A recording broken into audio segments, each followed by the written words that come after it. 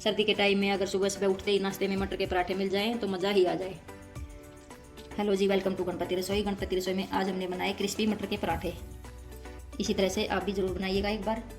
चलो करते हैं रेसिपी स्टार्ट। पराठे बनाने के लिए हम सबसे पहले आटा लगाएंगे। उसके लिए हमने ले लिया है 150 ग्राम आटा। अब इसमें डाल देते हैं स्वाद के अनुसार नमक, साथ में ही डाल देंगे थोड़ी सी अजवाइन, आधा चम्मच अजवाइन हाथों से इस तरह से क्रश करते हुए। इसके साथ ही डालेंगे इसमें कसूरी मेथी, ये देखो, इसको भी हल्का सा रफ कर लेंगे। पराठे को सुपर क्रिस्पी बनाने के लिए अब इसमें डालेंगे 2 चम्मच मेल्टेड घी।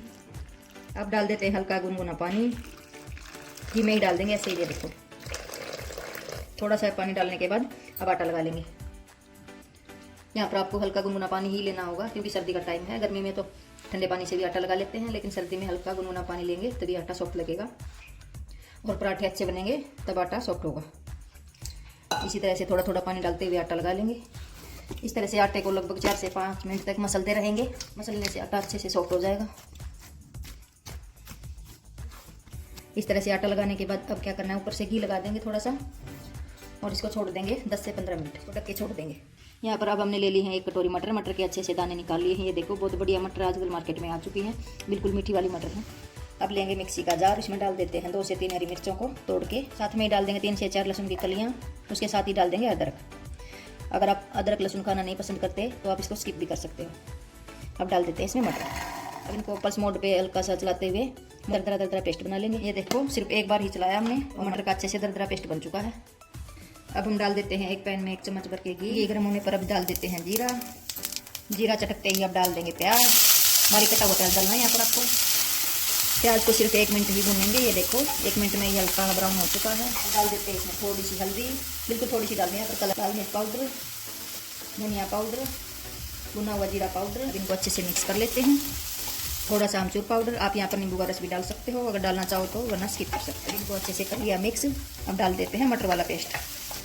अब इनको भूनेंगे सिर्फ 2 मिनट। तो हमने अच्छे से भून लिया है और गैस बंद कर दी है। ऊपर से डाल देते हैं, अब डालेंगे नमक। नमक को अच्छे से मिक्स करेंगे। अभी कढ़ाई गर्म है, इसी में रखना है, निकालना नहीं है ऊपर। नमक डालने के बाद इसी तरह से चलाते हुए मिक्स कर लेंगे। मटर के पेस्ट को ठंडा होने देंगे। देखो मटर का पेस्ट यहाँ पे ठंडा हो चुका है। अब पराठे बना लेते हैं। अब 1 चम्मच भर के फिलिंग लेंगे और सेंटर में रखते जाएंगे। इस तरह से वापस फिर से अंगूठे से दबाते जाएंगे और आटे को सील कर देंगे इस तरह से। देखो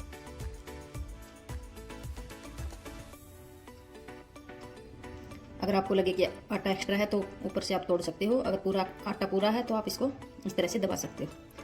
अब हाथों से इस तरह से दबाते हुए एक बार फिलिंग को अच्छे से फैला लेंगे इस तरह से। अब लेंगे सूखा आटा, इस तरह से डस्ट करेंगे और हाथों से ही इसको बेल लेंगे।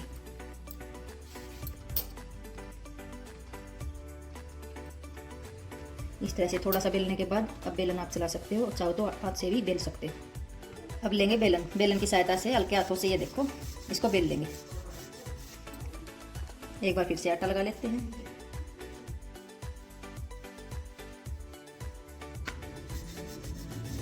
अगर आप इस तरह से पराठे बनाओगे तो बिल्कुल भी नहीं फटेंगे। ये देखो अब तवे पे डाल देते हैं पराठा। मैं पहले ही गर्म होने के लिए रख दिया था। अब पराठा डाल देते हैं तवे के ऊपर। अब एक साइड से पराठा सीख चुका है, अब इसको पलट लेते हैं। ये देखो कितना अच्छा कलर आ चुका है। ऊपर से लगा देते हैं घी। यहाँ पर आप ऑयल भी लगा सकते हो, बटर भी लगा सकते हो। आप इसको इसी तरह से सूखा बना के भी खा सकते हो बिना ऑयल के। इस तरह से दबाते जाएंगे और एक बार फिर से पलट लेते हैं।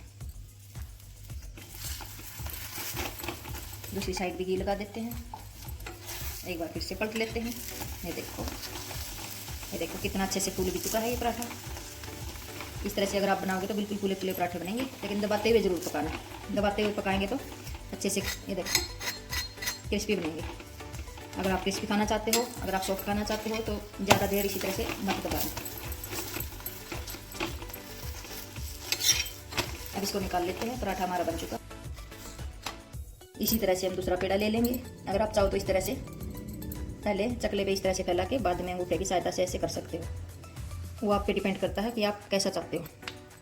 अब फिर से इसमें फिलिंग भर देंगे। आप चाहो जितनी फिलिंग आप इसमें भर सकते हो। सबसे पहले फिलिंग को उंगलियों की सहायता से ऐसे दबाएंगे, आटा अपने आप ऊपर आ जाएगा। ये देखो इस तरह से। और अब ऐसे करते जाएंगे जिस तरह से मोमोज को करते हैं। ये देखो और बाकी का बचा हुआ आटा इस तरह से लगा देंगे। आप सूखा आटा लगा देते हैं। आटा लगाने के बाद हाथों की सहायता से इसको इस तरह से अगर हम हाथों से दबाएंगे तो फिलिंग चारों तरफ अच्छे से फैलेगी, कोने कोने तक, और पराठा फटेगा भी नहीं। अब ले लेंगे बेलन, अब इसको बेल देंगे। एक बार फिर से सूखा आटा लगा लेते हैं। ये देखो, इसी तरह से सारे पराठे बेल के रेडी कर लेंगे। इसी तरह से दूसरा पराठा भी सेक लेंगे। पराठे को एक साइड से सेकने के बाद अब इसको पलटेंगे। अब घी लगाएंगे। इस तरह से घी लगाते ही पराठे को पलट देंगे वापस से। दूसरी साइड से भी घी लगा देते हैं। एक बार फिर से पलट लेना है इस तरह से।